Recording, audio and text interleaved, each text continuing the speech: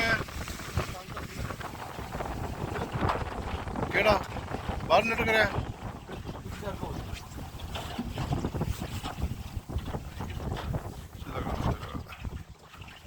ਯਾਰ ਇਹ ਇਸ ਤਰ੍ਹਾਂ ਹੁੰਦਾ ਇਹ ਕਿਸ ਤਰ੍ਹਾਂ ਉਸ ਤਰ੍ਹਾਂ ਹੁੰਦਾ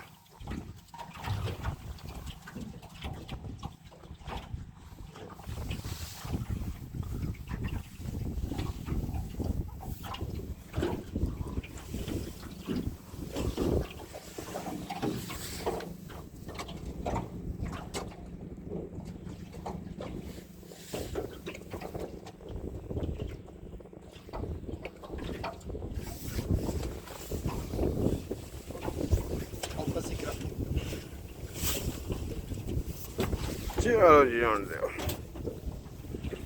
ਬੜਾ ਭਾਰਾ ਦਾ ਕਸ ਆ ਜਾਣਾ ਸਟੀਅਰਿੰਗ ਸਪਾਕ ਦਾ ਹਾਂ ਬਹੁਤ ਸਟੀਵ